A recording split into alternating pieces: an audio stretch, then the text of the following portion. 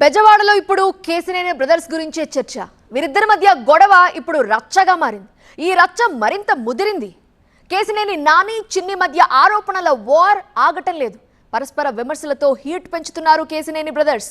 నిన్న ప్రగతి నగర్లో భూములపై హెచ్డిఐఎల్ కి నాని లేఖ రాశారు. అటు నానికి కౌంటర్ ఇస్తూ కొత్త విషయాలు బయటపెట్టారు ఎంపీ చిన్ని. నాని 120 కోట్ల రూపాయల బ్యాంక్ లోన్ ఎగగొట్టారంటూ చిన్ని కౌంటర్ ఇచ్చారు. చిన్ని ఫిర్యాదుతో నానిపై పటమట పిఎస్లో కేసు ఫైల్ అయింది. దానికి వెంటనే నాని నుండి స్పందన వచ్చింది.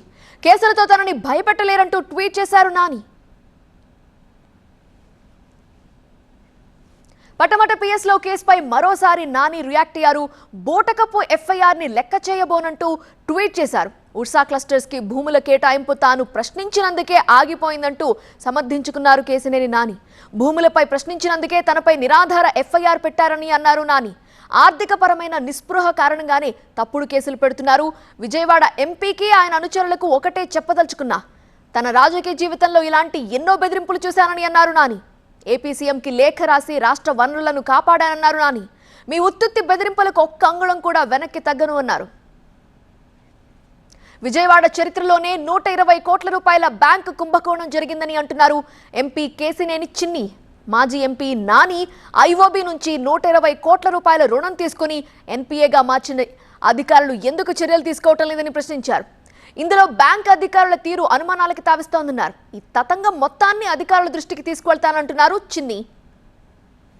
120 కోట్లు, సుమారు 120 కోట్ల బ్యాంకు కుంభకోణం.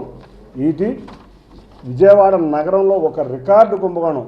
ఎక్కడో బెంగళూరులో జరిగింది చూసాం, బాంబేలో జరిగింది చూసాం, హైదరాబాద్లో జరిగింది చూసాం, ఢిల్లీలో జరిగింది చూసాం. కానీ ఈ 120 కోట్ల కుంభకోణం విజయవాడ చరిత్రలోనే అతిపెద్ద భారీ కుంభకోణం.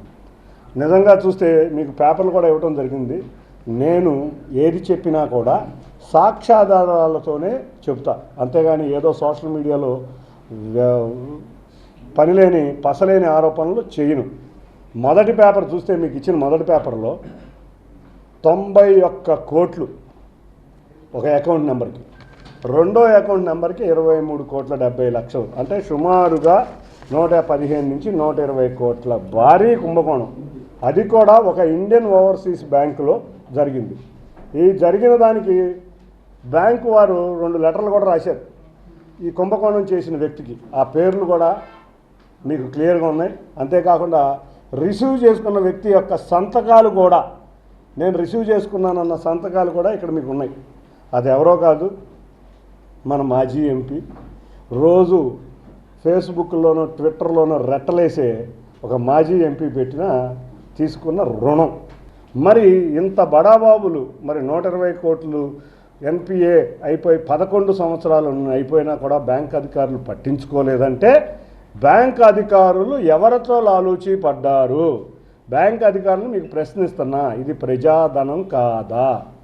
ఇంకో విషయం వస్తే, ఈ బ్యాంకుకు పెట్టిన ఆస్తులు మీరు తనఖా పెడతారు కదా లోన్ తీసుకున్నప్పుడు, ఈ ఎంపీ గారు ఉండే సొంత ఇల్లు, ఈ ఎంపీ గారు మాజీ ఎంపీ గారు ఉండే సొంత ఇల్లు, అంతేకాకుండా ఈ మాజీ గారు ఉండే హోటలు, ఎవరైతే తన మిత్రుల్ని, స్నేహితుల్ని, సన్నిహితుల్ని పెట్టి విందులు చెందులు చేస్తూ ఉంటాడు విజయవాడలో హోటల్ పెట్టుకుని, ఆ విందులు చెందులు చేసే హోటల్ కూడా బ్యాంకు వారి ఆధీనంలోనే ఉంది.